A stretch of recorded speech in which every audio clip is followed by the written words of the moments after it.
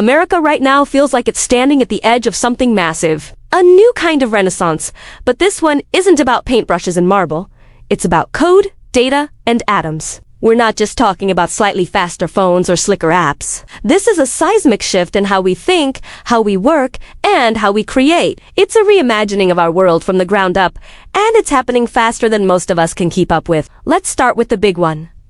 Artificial intelligence. We've all seen the headlines about chatbots writing poems or creating stunning images. But that's just the tip of the iceberg. The real revolution, the one that's quietly building momentum in labs and startups, is what experts are calling agentic AI. Think about it like this. The AI we use now is like a really smart tool.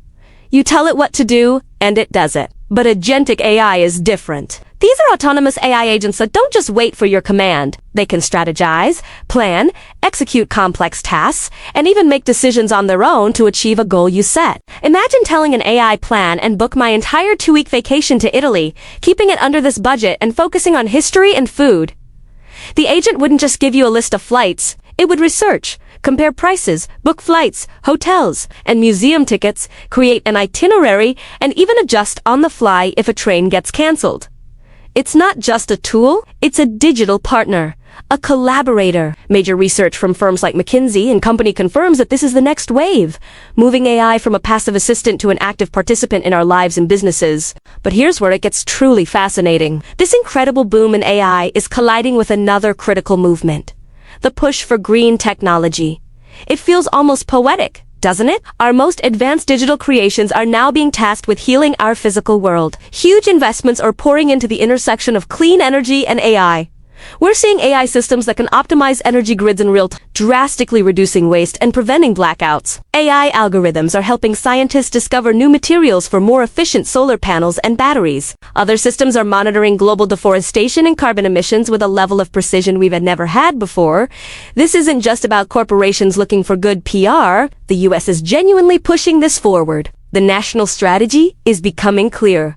We're not just building AI for profit, but AI for the planet? Of course, all this advanced technology, the data centers, the AI models, the supercomputers, they consume an enormous amount of power. And that brings us to the next piece of this Renaissance puzzle: energy itself. The conversation is shifting. Alongside massive solar and wind farms, we're seeing a resurgence of interest in nuclear power, but with a modern twist. We're talking about small modular reactors, or SMRs. These aren't the giant, sprawling power plants of the 20th century. They're smaller, safer, and can be built in factories and deployed where they're needed, providing a consistent, carbon-free power source to complement renewables. Combined with the development of smarter, more resilient energy grids, we're building the engine that will power this entire new era. It is a pragmatic approach that recognizes you can't have a digital revolution without a reliable power grid to support it. And if we're talking about revolutionary tech, we have to talk about the final frontier.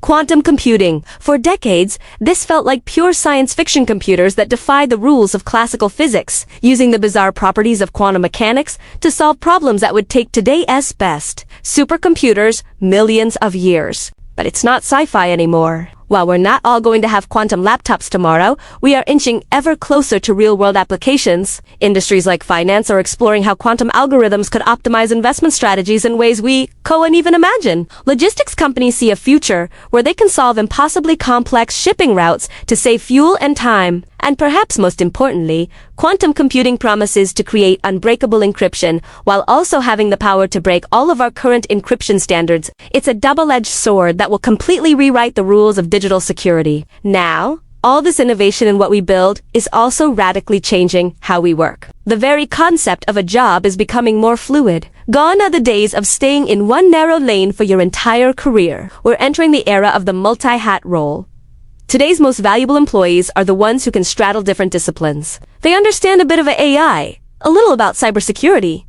They can think like a product manager, and they get the operational side of the business. This means skill sets are shifting at an incredible pace. If you're adaptable, curious, and willing to learn, you can ride this wave to incredible new opportunities. But if you're stuck in old ways of thinking, clinging to roles that can be automated, there's a real risk of being left behind. The future of work belongs to the agile learners. Of course, with every great leap in capability comes a new level of risk. As AI gets smarter, So do the cyber attacks that use it. Hackers are already leveraging AI to create more convincing phishing scams, to find vulnerabilities in code faster, and to launch automated attacks at a scale never seen before. In response, the world of cybersecurity is also leveling up. The US government and major corporations are pushing for a new security philosophy called zero trust. The old model was trust, but verify. The new model is never trust, always verify. It assumes that threats can come from anywhere, even from inside the network. And the key weapon in this new fight? You guessed it, AI. Companies are deploying AI-driven threat detection systems that can analyze billions of data points in real time to spot anomalies and shut down attacks before a human ever could. It's a high-stakes, digital cat-and-mouse game. And the race is on. When you step back and look at all these pieces together, the green tech, the new energy sources, the quantum horizon, the future of work, the cybersecurity arms race, you start to see something deeper. This wave of innovation is teaching us a profound lesson. Technology is a mirror. It reflects not just our power and our intelligence, but our values, the way we choose to deploy AI, the priority we give to green technology, and the ethical lines we draw in securing our digital world of it tells a story about who America wants to be. Do we want to be a nation that prioritizes profit above all else, or one that leads with a sense of global responsibility? A visionary that builds a more inclusive future. These are the questions being answered right now, not in government halls, but in the code being written and the hardware being built. But here's the crucial catch. With all this incredible opportunity comes very real risk. Big tech companies, the ones at the forefront of this revolution, are pouring immense resources into lobbying and influencing regulation to favor their business models. There is a legitimate concern that we could end up with rules that benefit a handful of giants at the expense of competition and public good. And there's an even bigger societal concern about jobless growth. This is a scenario where the economy, fueled by AI and automation, continues to grow, but that growth doesn't translate into new jobs for people. Productivity goes up. Corporate profits soar, but wages stagnate and unemployment rises because intelligent machines are doing the work that humans used to do. If we don't manage this transition carefully, the incredible gains from this technological renaissance could be concentrated in the hands of a few, creating an even wider gap between the haves and the have-nots. So what's the solution? It's not to hit the brakes and slow down innovation. The genie is out of the bottle, and trying to stop progress is not only futile, it's counterproductive. The answer lies in aligning this powerful wave of innovation with human purpose. It's about being intentional. We need smart, forward-thinking policies that strike a delicate balance between fostering freedom to innovate and implementing sensible regulations that protect society. We need investment strategies, both public and private, that don't just chase the highest return, but also favor sustainability, ethics, and inclusion. And most critically, we need a revolution in education. We have to stop preparing our kids for the jobs of yesterday. We need to equip them and ourselves with the skills for the jobs of tomorrow.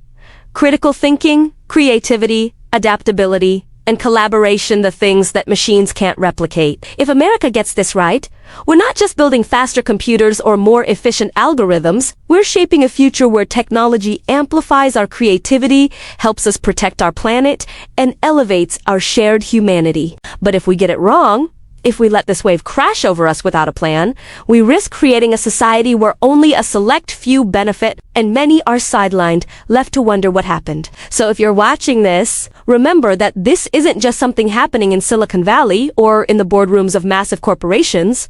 Innovation isn't a spectator sport anymore. This is happening for you, for your future, for your kids' future, and for the world that you will help create. The best thing you can do is to stay curious, stay critical, ask the tough questions, and don't just sit back and consume the future that others are building. Learn about it, engage with it, and find your own way to help build it. Thanks for watching. If you found this thought-provoking, make sure to like, subscribe, and hit that notification bell so you don't miss our next deep dive. See you next time!